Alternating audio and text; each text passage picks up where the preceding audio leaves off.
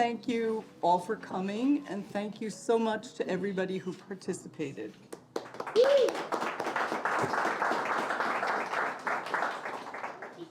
I'm Roseanne Burke. I'm a resident artist here at ASiF, and I'm the co-creator of Ekphrastic Fantastic with my good friend and Nevada County Poet Laureate, Kirsten Casey.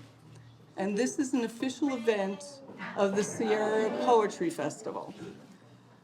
I have just a few comments before we start the readings. First of all, after the readings, the poets will be selling their books in the back classroom. So they'll be there to sell them and sign them for you. This show will be up through the month of April. So you're welcome to come back every Thursday, Friday, and Saturday from 11 to 4. I'll be here all day tomorrow if you want to stop by. I know it's been kind of crowded and a little hard to read some of the poems. You can come back and relax and do it at your own pace. And we also want to remind you of some upcoming events. On April 13th is the Sierra Poetry Festival at Sierra College. If you haven't already bought your tickets, at the Center for the Arts, I'm sorry. Thank you. If you haven't already bought your tickets, go online to sierrapoetryfestival.com and buy your tickets. It's a fantastic, fantastic event. On April 19th, we have another event here. It's also part of the Sierra Poetry Festival, and local poet Judie Rae will be reading from her new book, The Watching Sky, and I hope you'll all be able to join us for that. We're taping this event, so as soon as it's available on our YouTube channel, you will all get an email letting you know so you can watch it. And we're going to start the readings now. The first poet is Kirsten Casey. I'm very drawn to portraiture and also history. And I've looked at these by Roseanne for years and love them. But it's really weird, especially writing about Amelia Earhart, because she was one of those first women in history that I learned about as a child. And I started to read more and more and more about her life, and then I became fixated on what she ate while she flew.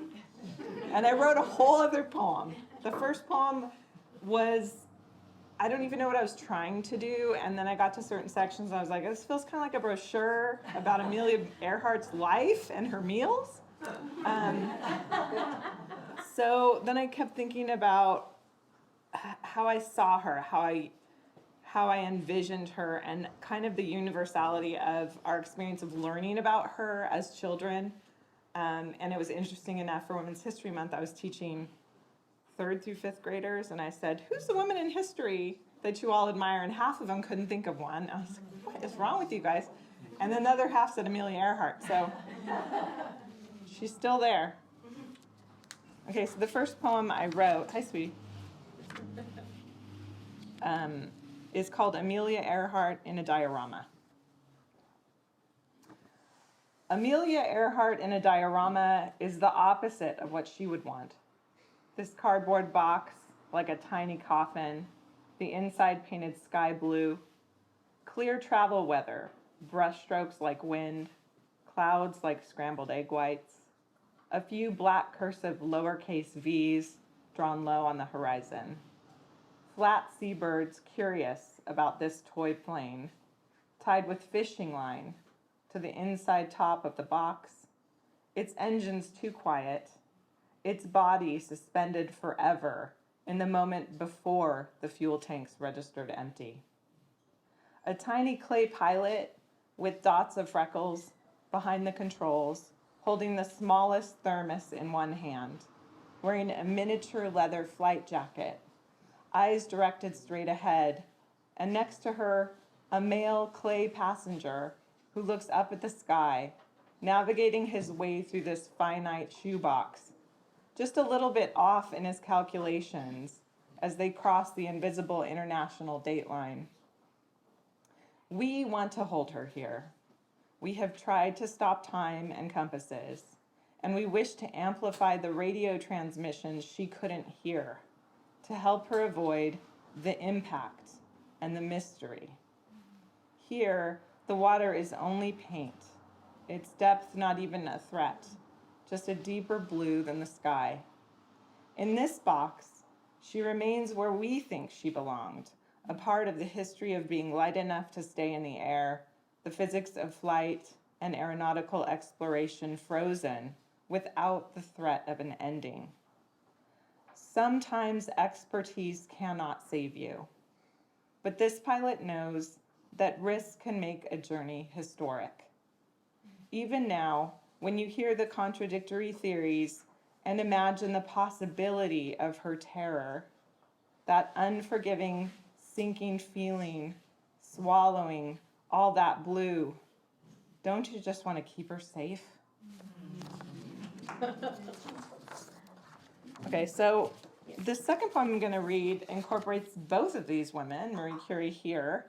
I wrote a poem to celebrate Women's History Month, which started as a title, which was Objects in the Pockets of Women in History, that I couldn't get out of my head. And so I started to research women who carried objects, which led to the deepest dive into pockets I've ever had. I read more about the history of pockets than anything recently. It's fascinating. So the incorporation of the progression of the pocket for the female in history and these two amazing women and what they carried and what it means. So this is called Objects in the Pockets of Women in History. They constricted us in layers and told us to move faster. In bulky petticoats, full skirts that dragged the floor, dirtied daily, and impractical design. We shuffled through kitchens, over cobblestones, overheating, taking up space. It took so long to dress and undress that sometimes we caught fire, brushing against a wood-burning stove. We had no quick way to unhook our skirts, shed our burden of cloth on flammable cloth. But underneath, secret, tied-on pockets, sewn by hands in warm night kitchens, substantial and guarded, embroidered satin, sizable enough to smuggle 2 ducks from a farm, undetected, except for the quacking. We kept close what was indispensable: steel thimble, comb, pincushion, pencil, smelling bottle, nutmeg grater, a silver filigree mirror. Small personal objects that remained private, tucked beneath pillows each night, a tiny act of independence. How many generations of women have asked, what can we keep for ourselves? There is meaning in having something worth guarding. Slimmer dress silhouettes deprived us of carrying what we wanted to. The men designed tiny reticules, decorative purses made of netting and drawstrings that held next to nothing. A folded handkerchief, calling cards. The newer tight corsets restricted even our ability to hide what we needed. If attacked on a solo evening stroll, all that we had were the ends of our hat pins to push through a vested soft belly or slide into a wide eye. They preferred us defenseless. The Rational Dress Society of the 1800s championed functional garments for women. The suffragette suit had 6 pockets, new spaces for coins, almanacs, telescopes, botanical field guides, flasks of gin. In the 20s, Coco Chanel sewed pockets into her stylish jackets. Women were finally allowed to wear trousers so we could ride horses and bikes with the full power of our legs. She said, fashion sometimes forgets that human beings live in these clothes, while Dior said, men have pockets to keep things in, women for decoration. Tell that to Helen Keller, whose pocket held a Swiss touch watch, and when she ran her fingers over the raised gold pins on the case, she knew her place in time. And Amelia Earhart's logbook, with every detail of her flights, rode next to her penknife and Italian hand cream in the pockets of her leather bomber jacket, practical items, now artifacts. On her final trip, so concerned with the plane's weight and conserving fuel, she left behind her favorite silver-studded bracelet and her Colt pocket pistol. light items that didn't make a difference in her failed arrival. Still, her survival depended upon what she chose to carry. And Marie Curie's lab coat pockets glowed with tubes of polonium and radium. During night research, she said they looked like faint fairy lights. Marie was one of the first European women to wear trousers for mountain climbing, and sometimes she wore her practical navy wedding dress to work, its dark color hiding the chemical splashes. When Marie took off her gloves, she stuck them in her pockets as she lectured, showing off the lesions and purple patches from handling radium and acids. She said they were proof of commitment. Now even her cookbooks are encased in lead, radioactive for 1,500 more years. Her life's work still shines. Can you believe after all this time, women's jean pockets are still half the size of men's? What are we trusted to carry? Isn't there room for all of us to hold what we want to hold? Haven't we already proven we know what we're doing?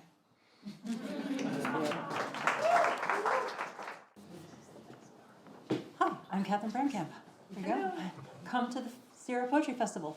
So I'm on the committee along with Kirsten. So, yay! And there's our leader, Maxima. Yay! So my first one is Tropical Reflections by Dory Greenbaum. We found the picture of paradise years before we flew economy. Our hoarded nickels and dimes jangling in the bottom of my backpack. I complained you spent too much on just a picture. You in turn argued for art. It was just our nickels and dimes. I was never convinced. The customs agent in a knife-creased blue uniform frowned against the weight of our collected nickels and dimes. You assured him we planned to spend it all on art. Even though by then our walls were full, our hearts changed.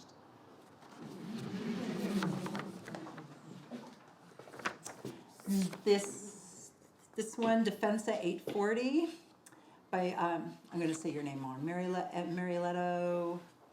Mariela Cunqueiro. Thank you. Her. They don't let me speak any other languages because it always ends badly. That's Thank you for that.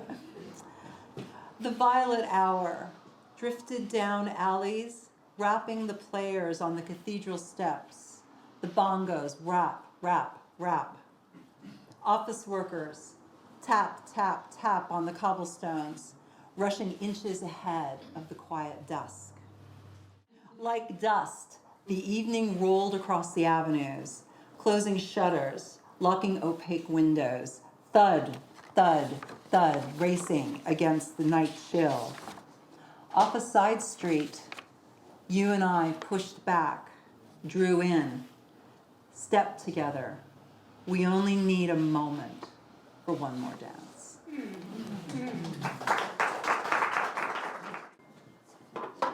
I saw these three, well, there were 6 of them by Roseanne a year ago. And I thought of them over the year because to me they're just these little jewels. They're just gorgeous. And then they capture a moment or a day or, the particular sky on this particular day. And I love that she titled them with the date. So then I thought, well, what was I doing on November 30th, 2023? Triptych, Scott's Flat Lake. Off-season pilgrimages, still yearning for the watered silk touch of the summer lake. A quick sketch, a later oily rendering, 1 hour, captured in all its particularity. A shining sliver, salvaged from time's blurred and slipping shadows. As if from some journal, January 16th, Sunday morning, trees aflame with snow, low bands of clouds, lake reflecting it all perfectly. Stillness abides. April 12th, Tuesday, midday. The lake in breezy ruffles, clouds piled like huge boulders, mirrored by a rough white path below, leading where? November 30th, Thursday, late afternoon. All is sky, a glory of clouds lit above grayed water and summer's empty dock. A sigh of evening. Luminous moments, fleeting as music, fixed with paint, with words, a hoard of remembrance. See, the marvelous did happen. I just want to say a big thank you to Roseanne for making, and Kirsten for making this beautiful event happen, and to Amanda Paoletti for making this amazing space for artists. And I want to nudge you again, if you haven't already, to get your tickets for Sierra Poetry Festival. It's going to be a truly amazing day. I'm super excited about it.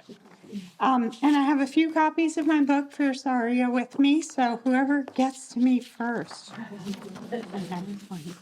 Okay.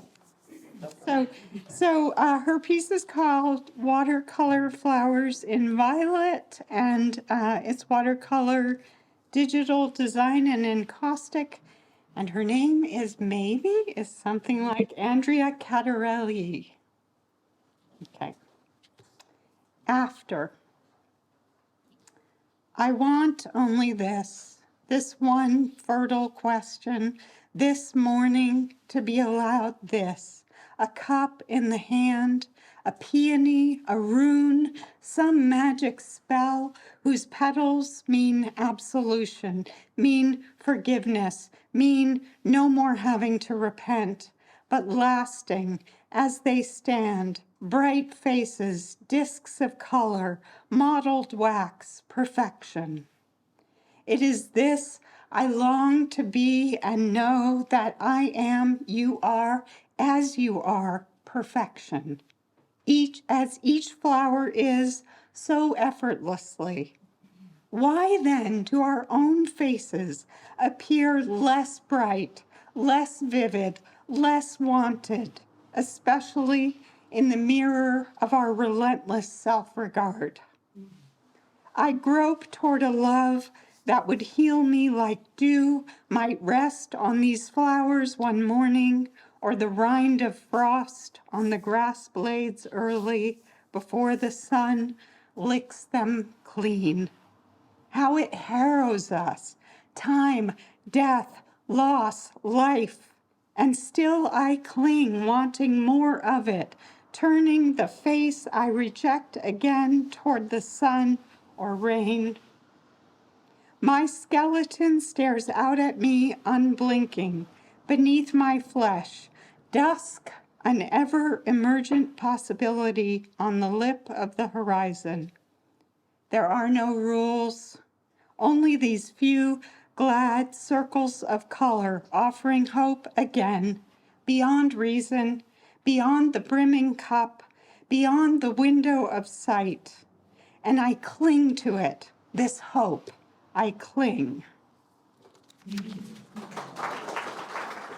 Wow, there's a lot of people here. Thank you, everyone, for coming out tonight. It's a rainy night, so appreciated. Let's see. I think I'm going to do this one first. It's called North on 80, and it reminded me of all the travels that I've done in my art van, traveling over the country, doing art shows, state to state, town to town, art show to art show. So this is called the Art Show Vans. It began with a car, a Datsun F10 my boyfriend and I bought together. Maybe we should have been embarrassed showing up at our first art shows with homemade panels piled 6 feet above the car, Grapes of Wrath style, returning with little to no profit. But back then we didn't care, called it a vacation, only applying to art shows with nice landscapes. Sun Valley, Idaho, Park City, Utah, Tucson, Arizona. Image-wise, the Toyota van brought us up a notch. But with the 3x6 panels still loaded on top, we were even taller and skinnier. We were like the World Trade Building in a hurricane. Traveling across the windswept stretches of I-5, constantly on the lookout for strewn panels in the rear view, was my first true understanding of stress. And on arrival, I'd often collapse to the ground in a heap. Thus, the purchase of our 1980s purple Chevy van with pink stripes and upholstered maroon interior with room enough inside for the panels. What my later husband and I thought was cool soon became not so. But our daughter, part and parcel of the jigsaw precision packing process, only distinguishable from crates, coolers, and bags of chips when she moved or spoke a word, kept herself entertained with the little paisley curtains until the next McDonald's bounce house. It wasn't until the least memorable vehicle of all, the generic silver Ford Econovan, complete with sliding door, that I felt comfortable waving at other art show vans, heading to the same shows on the same highways, stopping at the same rest stops. I was no longer traveling for the fun of it or going on vacation. It was a living, a decent one and a hard one. And my van, shall we say, was tired. The years had passed unnoticed like broken highway lines under its wheels. It was aging, old even, had a limp for some time now, a rotator cuff thing, or was it the L5S1 lower lumbar? And there was the cough, the exhaust, the rest stops it needed. I was fine, mind you, but it was time for my van to retire.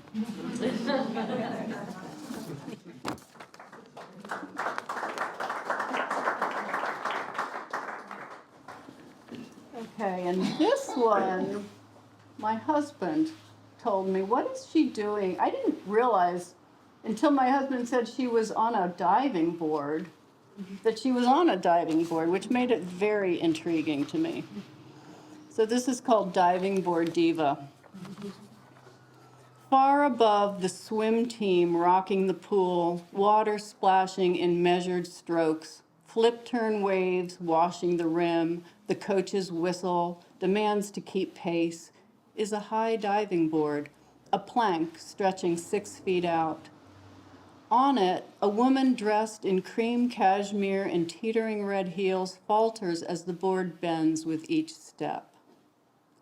Set against a window dripping with steam, snow beyond, she's a picture suspended in air between water and falling snow, between this world and that one. At the edge, arms wide as if in practice, she lowers to a hip, crimson nails caressing her shoe as she removes it delicately, sexily even, and lets it drop, the 20 astonished feet into the pool.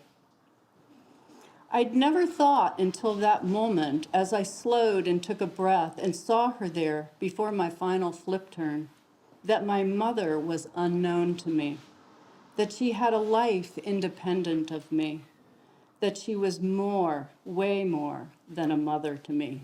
When I start reading, I will announce the correct title. So let's go.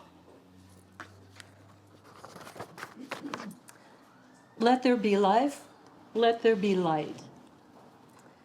Billions of years ago, an important event in time occurred to connect each of us to the present and to each other.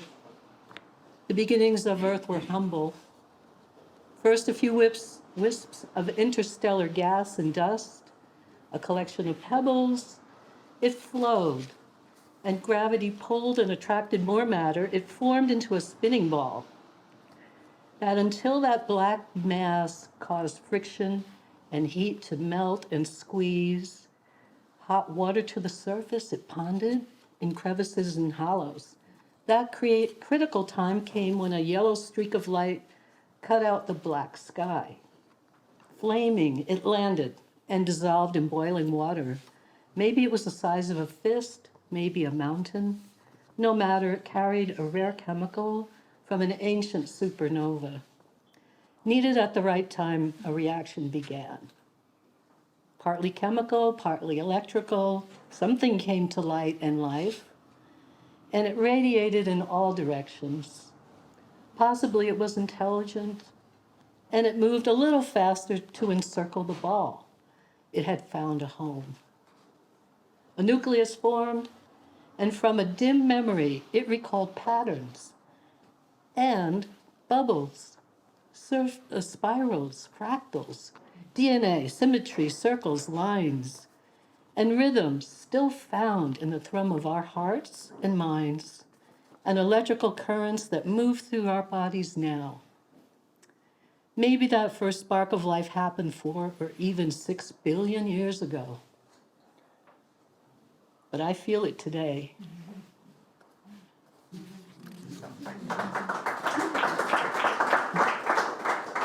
Thank you very much. All right, the second poem is another abstract. It's at the beach. Hopefully you can see where I was going with this one. So, at the beach, the temperature was over 100 degrees in Los Angeles, and everyone headed to the shore. I met my friends in a parking lot near Manhattan Beach Pier. Heat from the asphalt burned through my red flip-flops. The ocean pulled us, a powerful liquid magnet. The sand radiated waves of heat, warned us of an orange hot burn ahead. And we clumsily walked our white cooler, umbrellas, chairs, and towels closer to the shore. The scent of tanning lotion said, "Welcome." I ran and dove into the water. It splashed it on my face and smoothed my hair, and then turned to wave to my friends.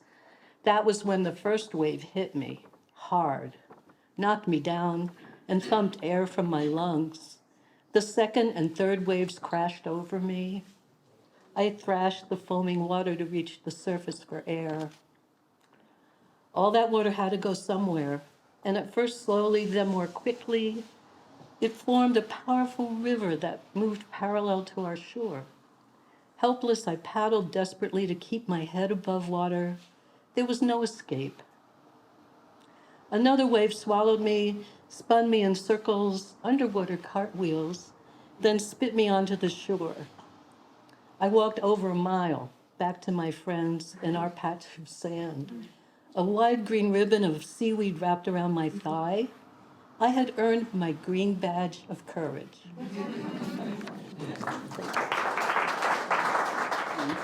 And the watercolor is David Hill, and it's called Dancing. So a trio of graces.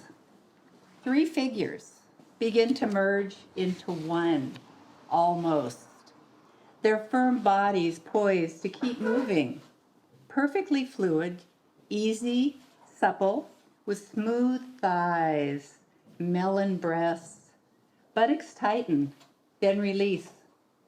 One woman is crouched and will rise to join the other 2 as they turn to each other in a silent conversation, a smile or private joke. Would they notice a crone sliding in, carrying loose flesh and sagging skin, marked with spider veins twining up her ankles and calves, the old scars puckering below a pale belly? But wait, her eyes are knowing, clear, keenly remembering still.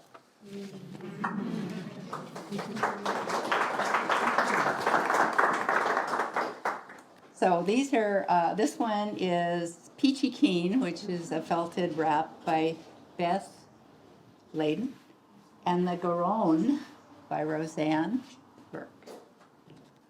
Spring vision.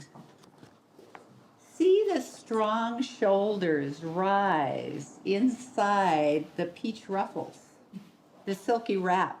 Watch the arms lift, elbows bend, jiggling, head bounce, lips chant. Hear fingers snap, keeping the beat, feet stamp to a faint guitar riff. A simple bolero begins.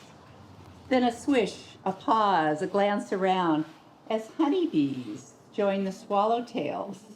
Gnats, ladybugs, bumblebees, moths, hummingbirds, moths, swarms of pollinators thrum along, carry the rhythm, drawn to the printed pattern on the soft cloth and the ancient signal inside their fine-tuned bodies.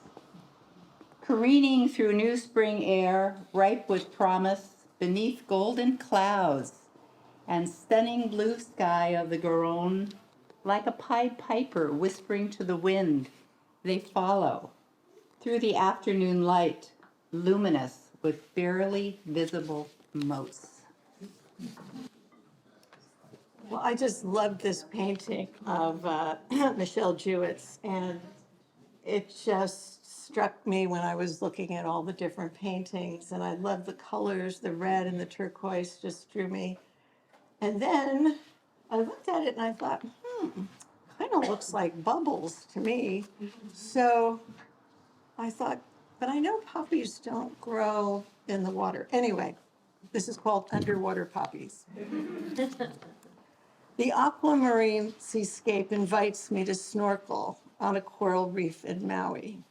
The cove vibrant with butterfly fish, yellow tang, and peacock grouper. Below, a sea turtle glides by as I kick my flippers for a better view. When I turn around to examine the reef shelf, hundreds of vibrant red poppies dance before me in graceful undulations. Their glossy petals shimmer against a backdrop of seafoam green as white bubbles escape from their pores. Sweet little notes of melody ascend to the surface while their chorus line sings a catchy tune. They whisk and wave their leafy limbs in a Broadway musical review. A small octopus starts by, leaving a trail of black ink. Like a curtain closing, the murkiness blurs my vision. I blink. The poppies are gone. And I wonder what I have seen or not seen. Am I hallucinating? Is this some magic wonderland? And then I remember the mushrooms they put in my omelet this morning. My imagination only.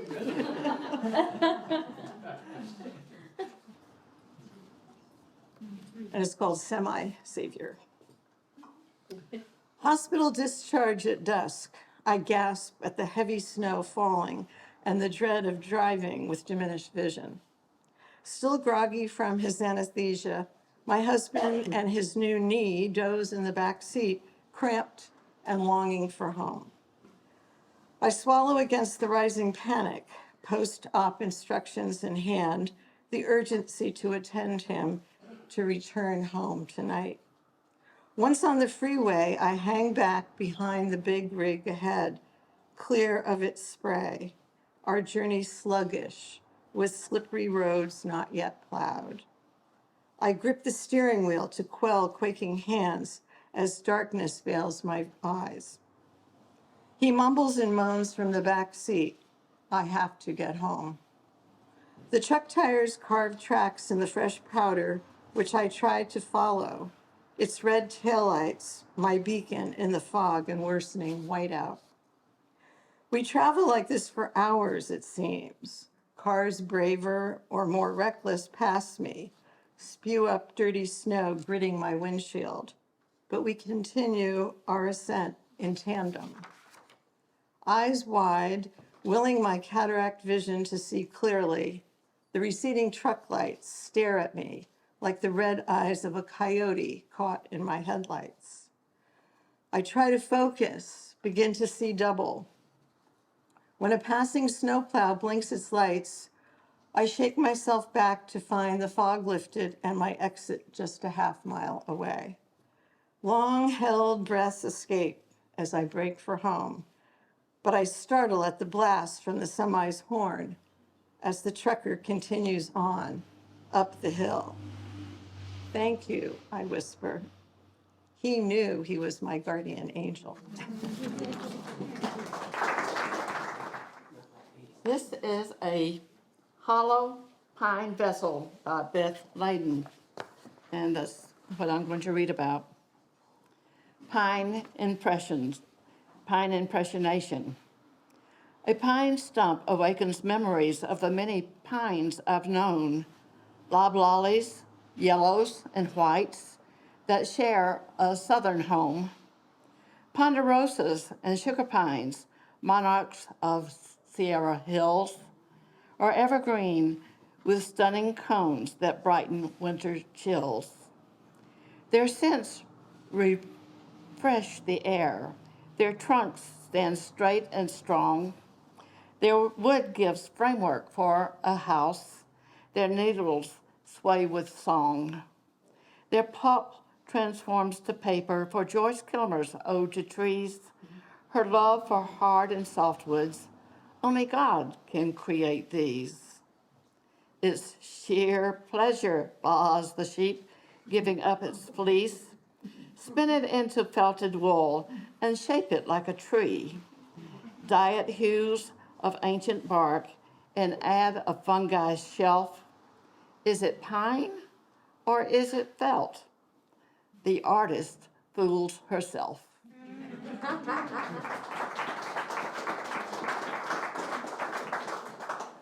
Thank you. This is next. It's a painting called What Could I Paint Next by Robin Wallace. What next? Finished, she sighs, standing in the studio doorway, her paintbrush still in hand. Her apron testifies to the efforts of her work as she wonders, what next? Maybe a still life, a portrait, or spring landscape, or perhaps try painting emotion. What color for joy, for hope, for love?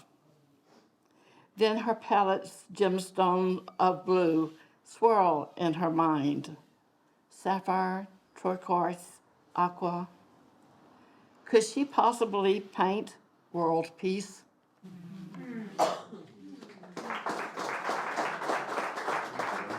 And I guess I'll read this one here first by Susan Michalowski. And it reminded me of my life to a large degree.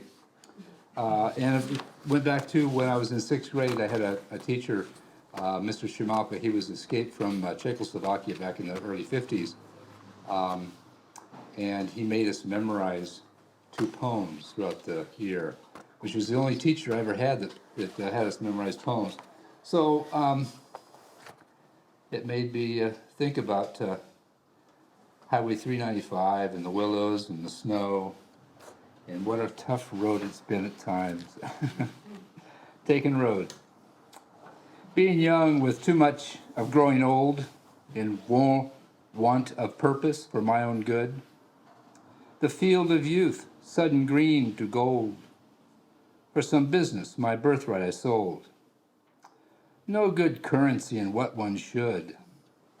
So stuffed my bag with what I had, tricks from lessons earned the hard way. Were perceiving I neither good nor bad, to guide me true, others say mad. On to winter's road, let come what may. Now that evening's musings grow short, whatever's in it won't last long.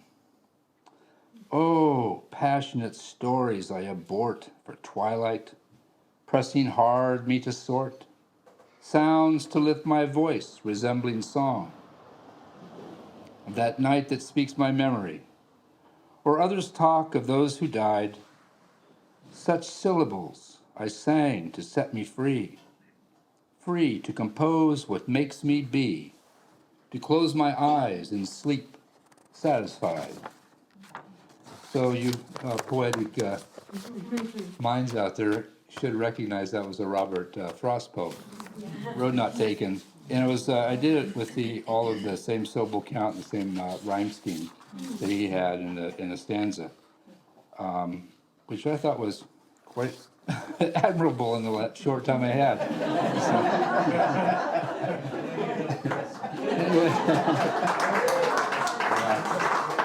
So, you know, it took me all the way back to when I first actually even thought about poetry, all the way up until now.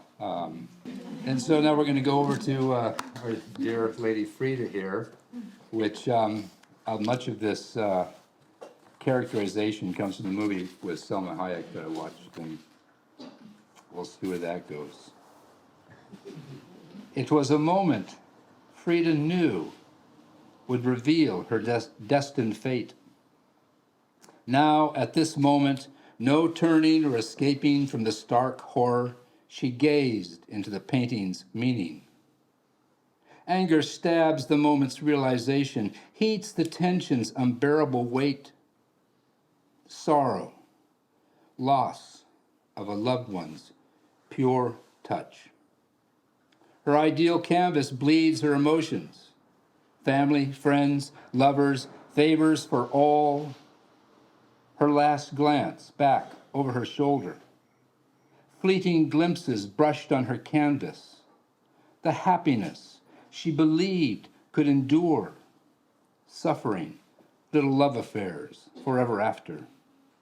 Her lover's desires burning on her canvas, relieved that the image became real, knowing it would inevitably happen. The disgust that her integrity must witness, she turns away into her own redemption. See, it stains the heart's trust. A woman's heart, hurt, scorned, glancing at what was gone. Relief in the future's spectrum. Visions in her final gratitude. Thank you very much.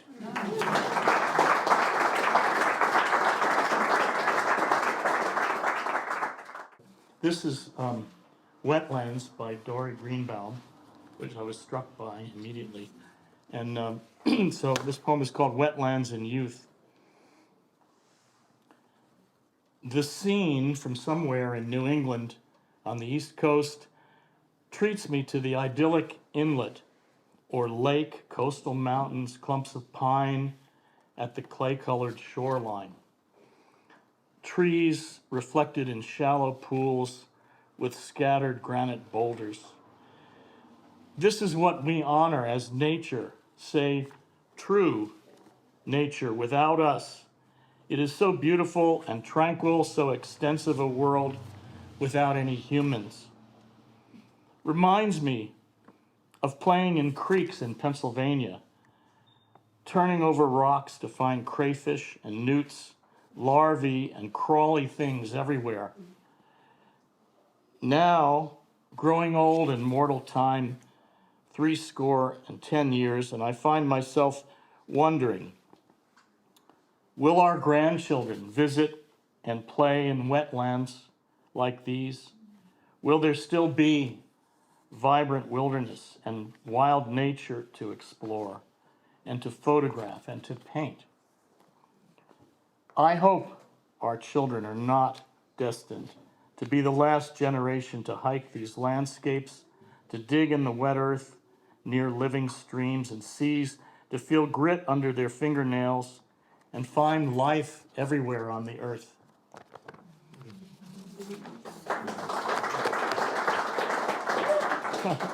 This is an Earth Day poem. All right, and now you have to imagine, you have to go and look at Lonnie Ziela's large-scale canvases. This is Opuntia blooming in red sands, after a painting by Lonnie Ziela. This painting of a beautiful woman lying naked on desert sand, gray-brown hills behind her speckled with creosote bushes or some other arid survivor. Deep blue sky above, punctuated by clouds, leaves me speechless.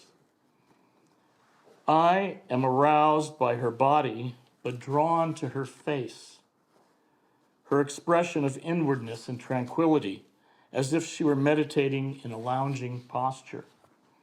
Her full body speaks to fertility and abundance. She is alive, the life giver, a source of growth and sustenance. Like the opuntia, the prickly pear that offers to the initiated and the indigenous people its flesh and sweet fruit to eat. But this woman's expression, is she sustained and truly vital in this desert? I remember my own encounter with the Sonoran Desert, a Pennsylvania-grown boy arriving in Tucson, Arizona for graduate school. The desert was both alien and beautiful to me. Starting from fear and curiosity, I came to feel the harmony and exquisite detail of the environment. It had a clear, high tone as if a lute or a fine guitar had just gotten new strings and been perfectly tuned. I, the graduate student, and my young wife on our substitute for a honeymoon, happened to find Pima Canyon at the foot of the Catalina Mountains. We would park our car on the orange dirt at the end of a paved Foothills street, hike into the hills for a few minutes between rock walls to find the opening where a spring had cut its way down from the granite peaks and created a green retreat. Even in summer, the stream filled a clear pool and then disappeared into the desert sand below. Here, there were willow and cottonwood trees, lupin, cholla, barrel cactus in bloom, daisies and desert marigolds, chupa rosa, palo verde, owl's clover.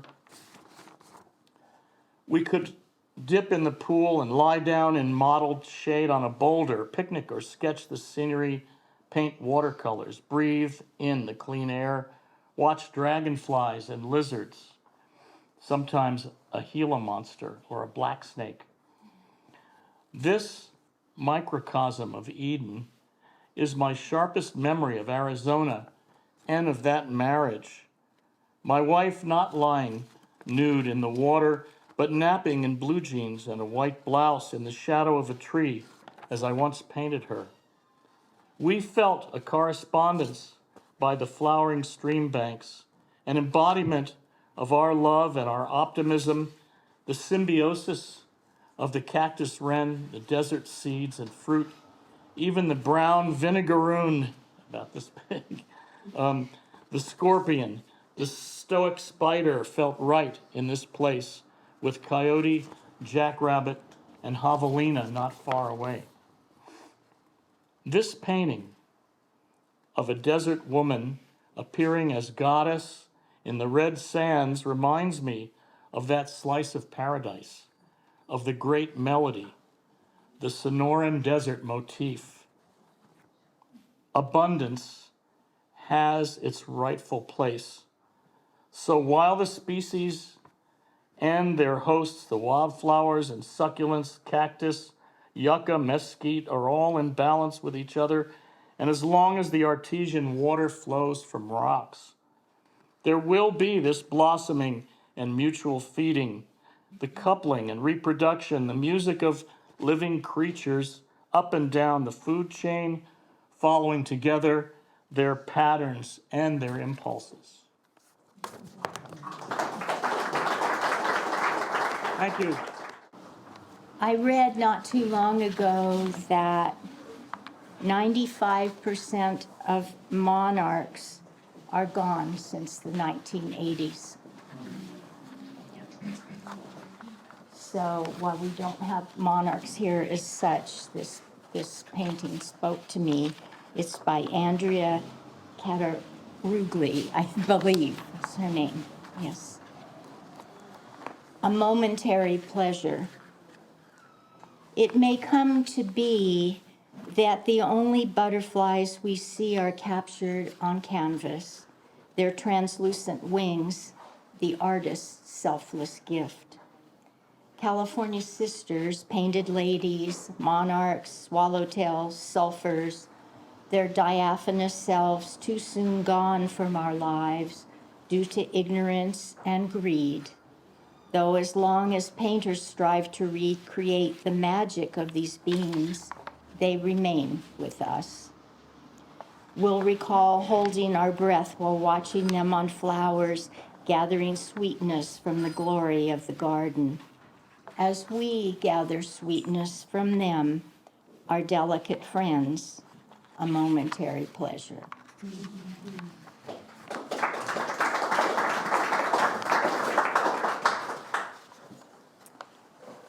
And the poppy painting is by Dori Greenbaum. Simple friendships. Poppies talk to me. In early light, they raise their filigree faces to catch the sun, flutter a greeting in the summer breeze.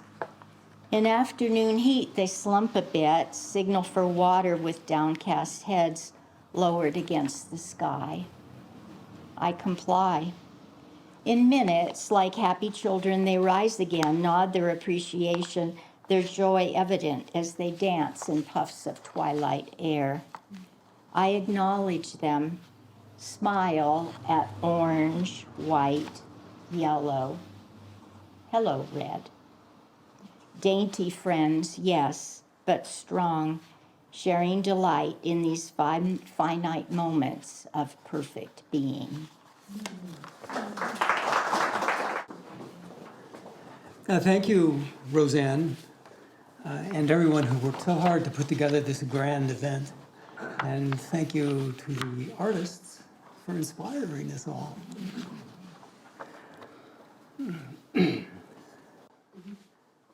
Inspired by Butterflies and Burrow by Catharine Bramkamp. Smile, she requested in a friendly but firm voice, brush held aloft, ready to deftly apply the desired grin. Smile? How can I smile with these butterflies flippity-flopping around my ears all day, acting like I have a skull full of tasty nectar, and so quiet I never even hear them coming, not even with my fine, fuzzy, colossal hearing instruments. Humans seem so enchanted with these floppy flyers, but they just make me dizzy. I doubt they taste good. I just can't understand how it is, these bright, gaudy bugs, all abuzz with the energy of entropy, so enchant humans. Maybe I might find them more charming if I had fingers for them to land on. And don't you bugs go crystallizing in my noble ear. If human time meant anything to me, I'd say a bit ago. As it is, I'll just say, 2 feed bags, a small red apple, and a large orange carrot ago. I think I heard the brush wielder whisper, silly goose. I'm not sure she was speaking to me, but being called a goose, silly or otherwise, that stalwart, navigating side to side, that waddler, walking on feet that also swim, whose baby name is Gosling. I would like a lot to be called a goose. Here am I, brought to life as a jackass. In the grand, goofy experience of being a big-eared burro who wouldn't mind being a goose who doesn't like butterflies. In the grand, goofy experience of all creatures, from flippity flyers to slithery slitherers and all in between, here are we all, in the grand, goofy experience called living, bound to each other by art, by fortune, by poetry, by love. And that makes me smile.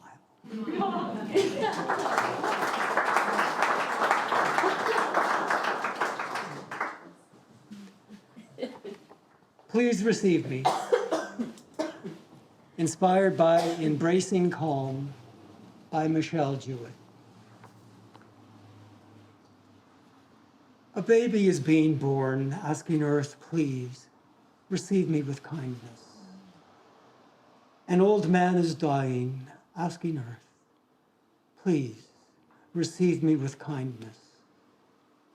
The Earth answers, yes, yes. Listen, listen long and carefully. Listen to the silent stillness of my spacious waters. Hear each drop of water beyond the beginning of being. Look, look long and deeply. Look into the lambent light of my liquid sky. Behold the soft swirl tenderly embracing us beyond the end of time. Touch, touch long and reverently. Touch the ineffable softness of my nourishing soil. Feel the forever preciousness of living and dying. Breathe, breathe. Inhale fully. Exhale completely. You are a part of the impossible beauty of all that is. In communion with the earth, each and every one of us can be part of the artful offering of kindness. May we live answering yes to old men. May we live answering yes to babies. May we live answering yes to the sacred waters of kindness. Thank you.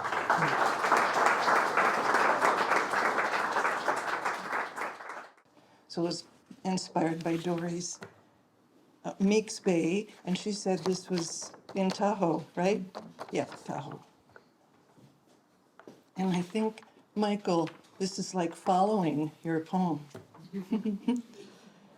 I am comfortable sitting on the firm rock of my life, with experiences flowing in and out of my days and nights, challenging me, renewing me. Sometimes I swim easily on the surface of it all. Other times I'm drowning, unmoored, anchorless, saved only by my will to live. I am aware of the shore beyond, beckoning me, and the timelessness that I am part of. As I vacillate between being here or being there, I think here. When I am at ease, I feel above me life-filled spires of hope, lifting me to where I am untethered from the gravity of doing. It is then that I hear them whisper, the spires of hope. They say, be at peace, as the quiet lying on the waters of life penetrates my deepest hidden layers. Hush, I hear them say, you are a secret miracle. We are all secret miracles. Is anybody who doesn't want to be in a picture as a very small face that might or might not go on social media? Close your eyes if that's the case. You can just hide one. Ready, set, say Villanelle. Thank you. Do a selfie. Mommy, do a selfie with us. Yeah. Thank you. I'm sorry Robin isn't here, because I don't exactly know how to pronounce the name of this town. This is Robin Wallace's Winter in Prévost, Quebec. Now, Judy, do you know the national anthem of Canada? Do you want me to sing it? I almost do. But the poem is called O Canada, which is the name of the national anthem. O Canada. In another life, I was Quebec, and you could hear it in my voice. not the common slang and wearing a toque, not a slightly guttural French accent. I was a tenor with snow in the forecast, a chill that carries scant melody but remembers the calling of loons on high-latitude summer mornings. You won't know me if you never spent time in Montreal, and you can keep your 6-hour tide return and the rest of the Bay of Fundy. I'm the one from Provost. I grew up among trees too tall to name, and the raptors nesting in their branches. You think I'm invisible now, and you may be right. Back then I was something else entirely. In winter sun, the bricks in that town take on an orange cast. The play of light is magic, fallen snow a crystal blue. Even the porch posts gleam significant, imbued with secret meaning. Historic. Oh, Canada. Any place we're from sears into memory's marrow. Today, and you know I'm at the far end of my current life, I conjure racing clouds and river crossings, all the people I once knew, a plain hip roof above white window frames in the shade of the Laurentians.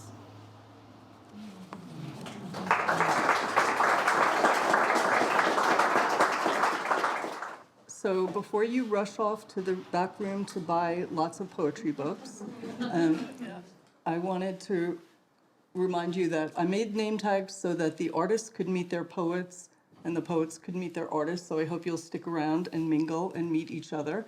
And before we close, I'm going to introduce Amanda Paoletti, who's the executive director of ASiF, and she has a few words.